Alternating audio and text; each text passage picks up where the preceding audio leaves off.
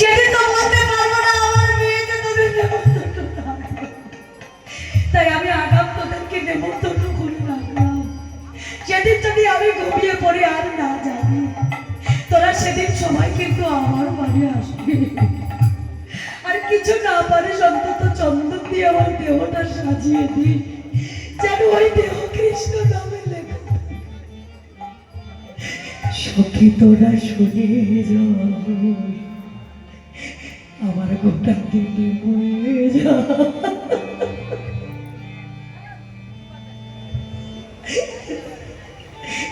তোরা সবাই আসিস আমার।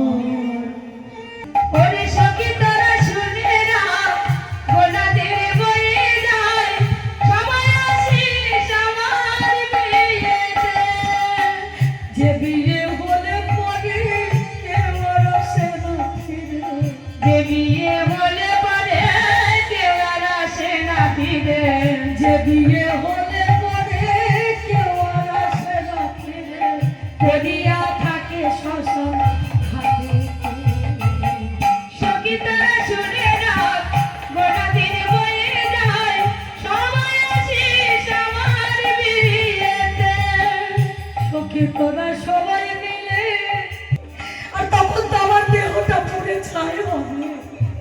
আমায় কথা দে, যখন আমার দেহটা পুড়ে ছাই হয়ে যাবে, তখন ওই এক মুষ্টি ছাই নিয়ে কোন মন্দিরের সামনে ওই ছাইটুকু রেখে বলবি, দয়াময় এই অভাগিনীকে ক্ষমা করে দাও, যেন কৃষ্ণ নাম আমার গাইতে পারে।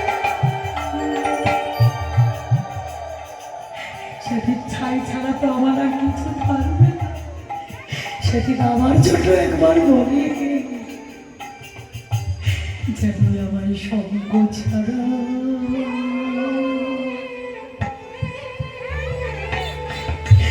সখী করে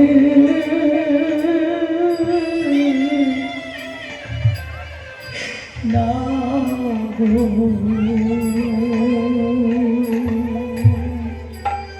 আমার সঙ্গ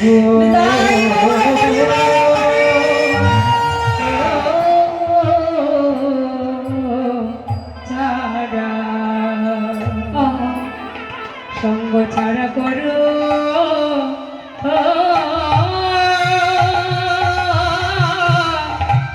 না রে।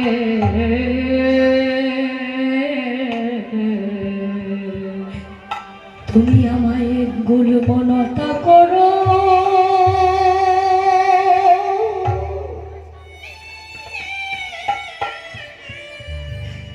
না হয় বাগানে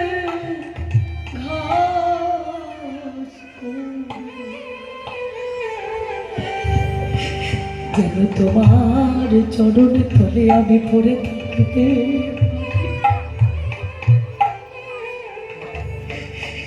সেদিন যদি আমি কৃষ্ণ কথা না বলতে পারি, তাতে আমার দুঃখ নাই কিন্তু তুমি আমার তোমার চরণের ধারে আমার আমার সঙ্গ ছাড়া করো না। তোমার ওই চরণে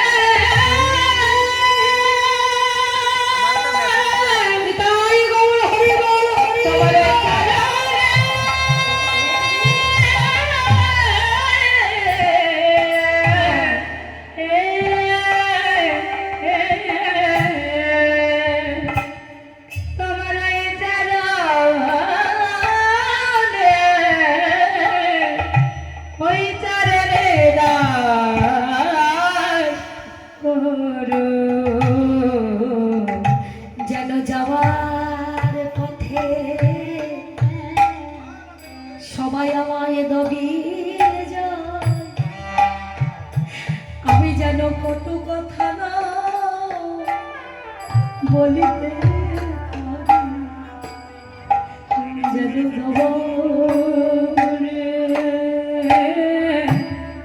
আমায় কৃপা করো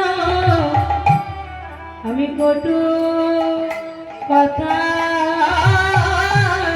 যেন রাহে বলে, যেন হা কৃষ্ণ হা রাতে বলে আমি ঘাস হয়ে থাকিতে পারি।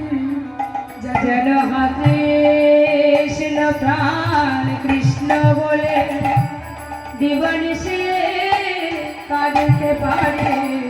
যেন দুর্বলতা যদি করো তবে কৃষ্ণ হয়ে কৃপা করো। যদি বৃন্দাবনে গাভী করো যেন গায়ে ধুলি মাখিতে পারি। প্রভু তোমার কাছে নদী কৃষ্ণ বলে কাঁদিতে পারে। আমি আর কিছু চিন্তা করব যেন কৃষ্ণ বলে কাঁদিতে পারি। আমি আর কিছু চাই না প্রভু কৃষ্ণ বলে কাঁদিতে পারে। বৃন্দাবনের ধুলো কোনা বানায় যেন রাধা রানী কৃপা পাই। যেন বৃন্দাবনে ধুলি কোনা করো আমি কৃষ্ণ বলে কাঁদিতে পারি। যেন রাধা চরণ ছাড়া না হয়। কৃষ্ণ বলে কাঁদিতে পারি। রাধা চরণ ছাড়া না হয়। কৃষ্ণ বলে কাঁদিতে পারি। রাধা চরণ ছাড়া না হয়। কৃষ্ণ বলে কাঁদিতে পারি। যেন কৃষ্ণ বলে আমি কাঁদিতে পারি। এই অভিপ্রায় থাকলে, এই অভিমান থাকলে, অনুরাগ থাকলে তবে ভগবানকে পাওয়া যায়। অনুরাগ না থাকলে তো ভগবানকে পাওয়া যায় না বাবা। আপনার সেই অনুরাগী, সেই অনুরাগ হয়ে এখানে বসে আছেন এই গরমের মধ্যে, তাই আপনাদের চরণে জানাই আমার শত কোটি প্রণাম। কি বলবো আপনাদের কাছে, এই সেই জায়গা যেখানে আমার মহাপ্রভু হরিনাম করে নৃত্য করেছিলেন। দুবেলা নয়, সারাদিন ওই তপন মিশ্রের ঘরে। আর তপন মিশ্রের স্ত্রী ওই মহাপ্রভুর নৃত্য দেখে দেখে মহাপ্রভুকে তৈরি করেছিলেন মাটি দিয়ে। যে ওরে নিমাই, আজকে তুই আছিস তাই তোকে দেখছি, যেদিন তুই থাকবি না সেদিন আমরা কাকে দেখবো? তাই তোর মাটির মূর্তি বানিয়ে রাখলাম, দেখো হয়েছে কিনা দাদু ভাই। নিমাই বলেছিল, ঠাকুমা দিদিমা এত সুন্দর মূর্তি তুমি তৈরি করলে, আমার মূর্তি না করে তুমি আমার কৃষ্ণের মূর্তি করতে পারলে। সেই কৃষ্ণ মূর্তিটা আজও আছে এই বাংলাদেশে। আমার মহাপ্রভুর মূর্তি আজও আছে। কোথায় আছে? সিলেটে আছে। সিলেটে শিবাসঙ্গনে রাখা আছে। এখন আছে কিনা আমি জানি না, আপনারা একটু খোঁজ নিলে জানতে পারবেন।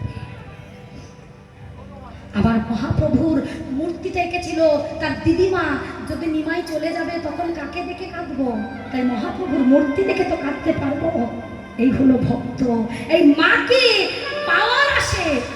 মা যদি এত ভালো হয়, না জানি তার মা কত ভালো হবে। বুঝুন, যে সন্তান ভালো হয় তাকে লোকে বলে না ওরে সন্তান, ওরে খোকারে তুই এত ভালো, না জানি তোর মা কত ভালো। সেই কথাটা মহাপ্রভু বলেছিলেন, আমার মতো ভালো আমার মা সচিমাতা তো ভালো, আমার মা সচিমাতা ভালো, তাহলে তার মা কত ভালো হবে। মা ভালো হলে সন্তান ভালো হয়। তাই মহাপ্রভু বলেছিলেন, আমার মায়ের পরে তো মা নাই, আর তারপরে আমার দিদিমা আরো ভালো।